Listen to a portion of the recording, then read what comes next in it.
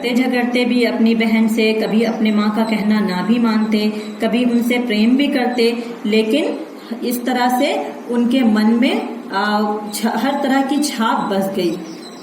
एक दिन ऐसी हवा बही कि मुरझाए हुए दिलों में नई जान आ गई। ये हवा उमंग की हवा थी। बड़ा भारी जुलूस निकला था, पर बादशाह का हुक्म। उमंगों की हवा थी, बड़ी भारी जुलूस निकली थी, बहुत भारी बहुत बड़ी जुलूस निकली हुई। बड़ा भारी जुलूस निकलना था, पर बादशाह का हुक्म था कि जुलूस ना निकले। शहर में आतंक छा गया। एक बहुत बड़ा भारी जुलूस निकलने वाला था, लेकिन बादशाह का हुक्म ये था कि जुलूस ना निकले। शहर में आतंक छा गया, मतलब पूरे शहर में हाहाकार छा गया। यहाँ पे बादशाह कौन है? बादशाह ब्रिटिश है, क्योंकि हम जानते हैं ना ब्रिटिश हमारे ऊपर राज कर रहे थे और ये स्वतंत्रता से पहले की कहानी है। तो यहाँ जो जुलूस निकल रही थी वो वो एक तरह से नेशनल मूवमेंट की जुलूस निकल रही थी, और बादशाह जो थे यानी ब्रिटिश किंग वो ये चाह रहा था कि जुलूस ना निकले। शहर में आतंक छा गया, शहर में पूरा सन्नाटा भी छा गया और लोग बाहर निकलने की लोग मूवमेंट के लिए बाहर निकलने की कोशिश करने लगे। शहर में चारों तरफ आतंक छा गया, चारों तरफ टेरर के जैसा माहौल बन गया। बड़ा आया बादशाह, क्यों ना निकले जुलूस, क्यों ना निकले हमारा झंडा, भाई ने बहन से कहा।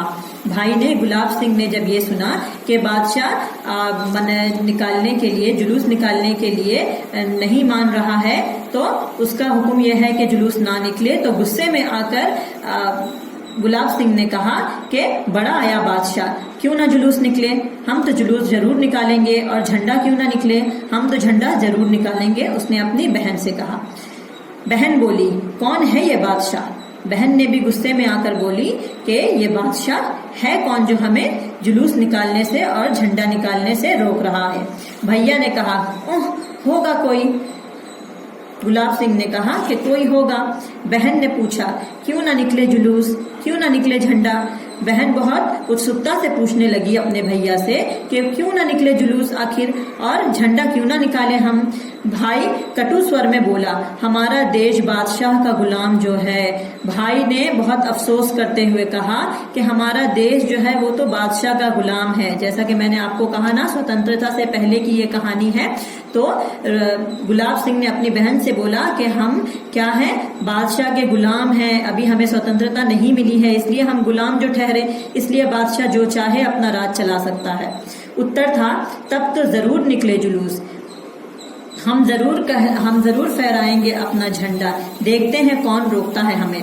तो उत्तर में बहन ने कहा कि ऐसी बात है, तब तो हम जुलूस जरूर निकालेंगे, निश्चय निकालेंगे, और हम जरूर फहराएंगे अपना झंडा, देखते हैं कौन रोक सकता है हमें।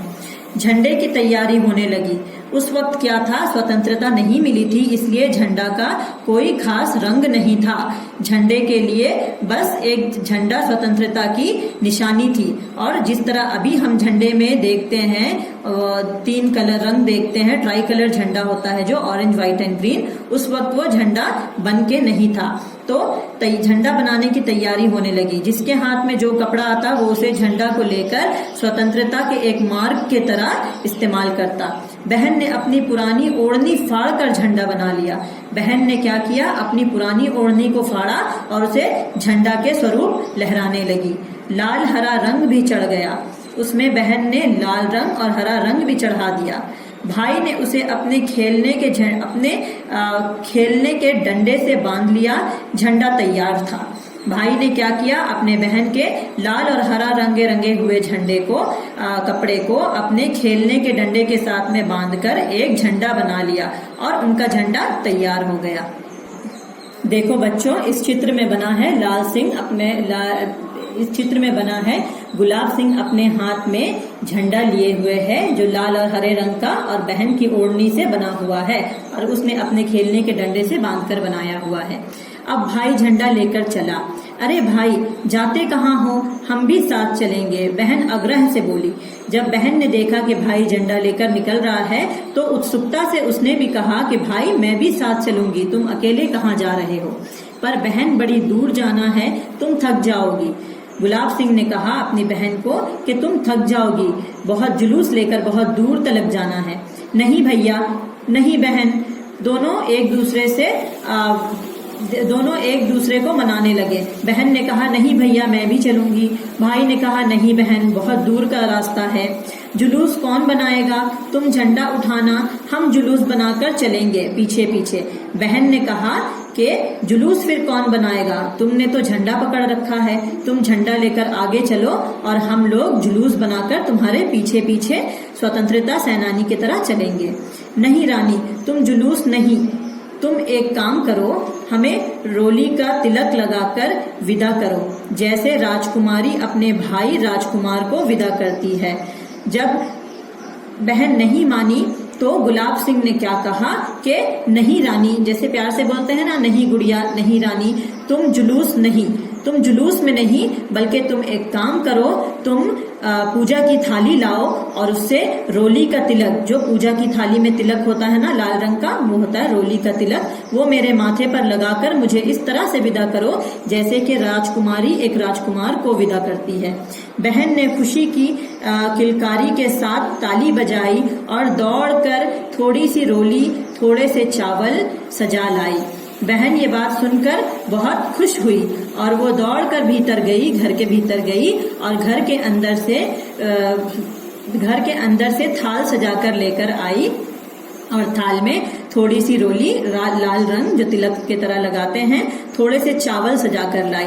हम देखते हैं ना, हमारे हिंदू भाई बहन जब पूजा करते हैं तो उस थाली में चावल होते हैं, रोली के रंग होते हैं, तो उसी प्रकार वो उस थाली में रोली के रंग और चावल सजा कर लाई और उसने वो रोली के रंग में से अपने भाई को तिलक लगाया। थाली में एक दिया भी जल रहा था, उसके साथ साथ थाली में एक दिया भी होता है ना, तो वो एक दिया भी जल रहा था। आप इस चित्र में देख रहे हैं, थाली है, थाली में एक दिया जल रहा है, उसमें कुमकुम है, रोली के रंग मतलब कुमकुम है और चावल पड़े हुए हैं। तो वो भाई की आरती उतारने लगी, उस थाली से अपने भाई की आरती उतारने लगी। मुंह के चारों तरफ घूमती थाली एक आभा मंडल बनाने लगी। मुंह जब वो थाली लेकर अपने भाई की आरती उतार रही थी तो वो धुएं से, जो दीपक से जो धुआं निकलता है, उससे एक आभा मंडल की तरह स्मरण हुआ। आभा मंडल मतलब जैसे हम चित्र में देखते हैं ना, कई चित्र में जो कृष्ण भगवान उनके होते हैं और उनके चेहरे के पास, मुख के पास एक मंडल के तरह, स्मोक के तरह ग्राउंड से बना रहता है, उसे कहते हैं आभा मंडल। तो उनके मुख में एक, तो उस थाली के स्मोक की वजह से उनके चेहरे के पास, गुलाब सिंह के चेहरे के पास आभा मंडल दिख रहा था, यानी ऑरा दिख रहा था। भाई के चारों तरफ वैसे ही आभा मंडल देखकर वो बहुत खुश हुई। अपने भाई के चेहरे के सामने वैसा ऑरा देखकर, वो आभा मंडल देखकर वो बहुत खुश हुई। बहन बहुत खुश हुई। बहन ने भाई के माथे पर तिलक लगाया, चावल बिखराए। बहन ने क्या किया कि अपने भाई के माथे पर तिलक लगाई और उसके ऊपर चावल छिड़के। तब भाई ने बहन के पैर छुए और विदा ली। तो